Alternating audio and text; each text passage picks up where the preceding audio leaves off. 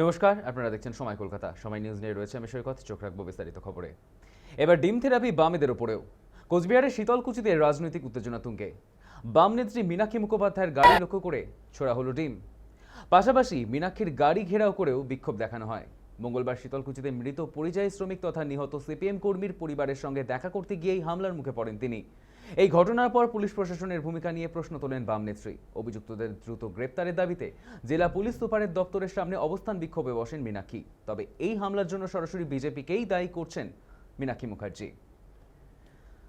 আমরা এই বিষয়ে বিস্তারিত জেনে নেব। আমাদের সঙ্গে টেলিফোন লাইনে রয়েছে আমাদের প্রতিনিধি সানি রয়। সানি, এবার বাম নেত্রী মীনাক্ষী মুখোপাধ্যায়ের উপর ডিম থেরাপি, কি জানতে পারছো? এবারে সৈকত দেখো, তোমাকে জানাবো, যখন গোটা রাজ্য রাজনীতি যে তৃণমূল নেতা নেত্রীদের উপরে ডিম ছোড়ার ঘটনা একেবারে সরগোল গোটা রাজ্য রাজনীতি, ঠিক এ জায়গা যাবে কিন্তু একেবারে ব্যতিক্রমী ছবি ধরা পড়লো কোচবিহারের শীতলকুচিতে। তোমাকে জানাবো, শীতলকুচিতে গত দুদিন আগে মৃত্যু হয়েছিল সিপিএম কর্মী মিন্টু মিয়ার, এবং শুধু মিন্টু মিয়ার মৃত্যু নয়, পাশাপাশি মুম্বাইয়ে কর্মরত অবস্থাতেই এক পরিযায়ী শ্রমিকের মৃত্যু হয়। এবং এই দুই বিষয় নিয়েই কিন্তু সিপিএম এর তরফে আজ কোচবিহারের যে জেলা শাসকের দপ্তর, সেই জেলা শাসকের দপ্তরে কিন্তু সিপিআইএম এর বেশ কিছু কর্মসূচি রয়েছিল, সেখানে ধর্ণা বিক্ষোভ প্রদর্শন করার একটা কর্মসূচি ছিল। ঠিক সেই মোতাবেক কিন্তু আজ মীনাক্ষী মুখার্জি অর্থাৎ সিপিএম নেত্রী তিনি সেখানে উপস্থিত হন এবং আজকের এই যে তাদের যে কর্মসূচি তিনি সামিল হওয়ার কথা ছিল। এবং ঠিক সেই জায়গাতে দাঁড়িয়ে কিন্তু সকালবেলা যখন কোচবিহার জেলার শীতলকুচি গ্রাম্য পথ ধরে যখন তিনি যাচ্ছিলেন, তখন কিন্তু বেশ কিছু লোকজন সেখানে জমায়েত হন এবং তারপরে তার গাড়ির উপরে কিন্তু রীতিমতো ডিম বৃষ্টি ছোড়েন, অর্থাৎ তার উপরে কিন্তু ডিম নিক্ষেপ করা, এমনটাই কিন্তু মীনাক্ষী মুখার্জির তরফ থেকে কিন্তু অভিযোগ করা হয়েছে। পাশাপাশি দাবি করা হয়েছে যারা এই ঘটনার সঙ্গে জড়িত তারা প্রত্যেকেই বিজেপি কর্মী। যদিও গোটা বিষয় নিয়ে কোচবিহার জেলা নেতৃত্ব ইতিমধ্যে কিন্তু গোটা বিষয়টা অস্বীকার করে নিয়েছেন এবং তারা পরিষ্কার জানিয়ে দিয়েছেন যে বিজেপির এখানে কোনো হাত নেই, এটা পুরোপুরি জনরোষ। তোমাকে জানাবো, এই যে গোটা ঘটনা যখন ঘটছিল, মীনাক্ষী মুখার্জি তার গাড়ির ভেতর থেকে কিন্তু নিজস্ব যে ফেসবুক গোটা ঘটনার পুঙ্খানুপুঙ্খ বিবরণ দিয়েছেন এবং তিনি বারবার দাবি করছিলেন যে এই যে পুরো যে ঘটনা তার উপর কেন ঘটানো হলো, তার উপর কেন হামলা হলো, তার দোষ কি। পুলিশ সেখানে দাঁড়িয়ে থেকে পুরো বিষয়টির মজা নিচ্ছিল, এখনো পর্যন্ত পুলিশ কোনো পদক্ষেপ নেয়নি। এবং সেখান থেকে তিনি কোনো ক্রমে তার চালককে নিয়ে সেখানে বেরোনোর পর সোজা কোচবিহারের যে জেলা পুলিশ সুপার, সেই জেলা পুলিশ সুপারের কাছে পৌঁছান এবং সেখানে তিনি লিখিত আকারে অভিযোগ দায়ের করেন।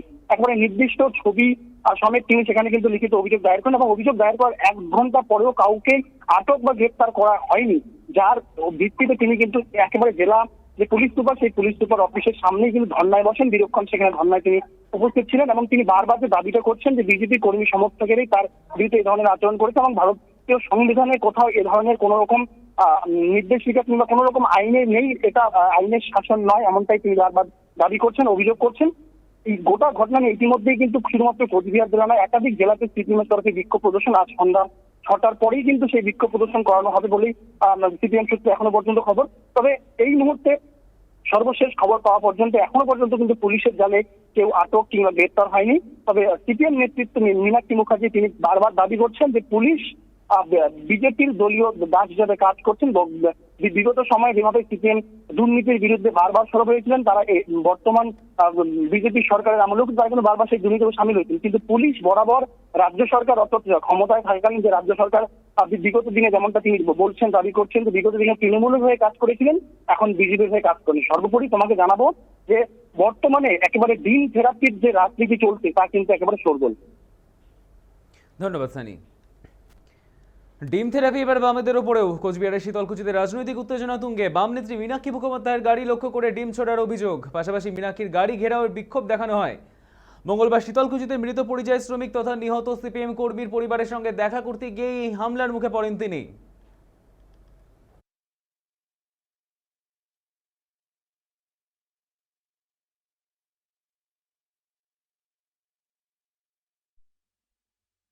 এতদিন সিপিএম যে 34 বছর যে অরাজকতা সৃষ্টি করেছে, এখন ওরা সংখ্যালঘু এলাকা আসছে সুশ্রুতি দিচ্ছে, কারণ বিজেপি এখন ক্ষমতা আছে রাজ্য সরকারে। সংখ্যালঘু এলাকা আসছে যাতে একটা সাম্প্রদায়িক লাগে, তার জন্য আমরা সংখ্যালঘু ভাই সহকারে সাধারণ জনগণ মীনাক্ষীকে শীতলকুচি বাজারে রুকিদের হাতে রক্ত লাগা আছে, কারণ সিপিএম হাতে রক্ত লাগা, ওরা লাল রক্ত দিয়ে সবসময় খেলা বলতে ভালো।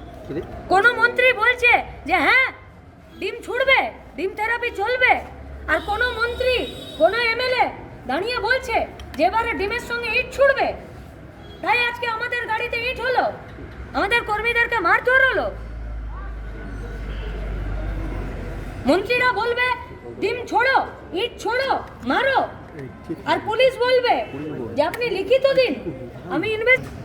আমি অন্যায় করলাম, আমার এক কমরেড খুন হয়ে গেছে, তার বাড়ি গেছি, তার পরিবারের কাছে, তার বিধবা বউয়ের কাছে দাঁড়িয়েছি, তার অনাথ বাচ্চাটার মাথায় হাত রেখেছি, এটা আমার অন্যায়? একজন পরিযায়ী শ্রমিক, সে কাজ করছে মহারাষ্ট্রে, 3 তলা বিল্ডিং থেকে পড়ে মরে গেল, তার মা বাবার সামনে, মুখের সামনে গিয়ে দাঁড়ানো, তাদের পরিবারের পাশে লিখিত অভিযোগ করেছি, মেল করেছি, পুলিশকে দিয়েছি, পশ্চিমবঙ্গের সব থেকে উঁচু পদের পুলিশকেও দিয়েছি। কোথায়?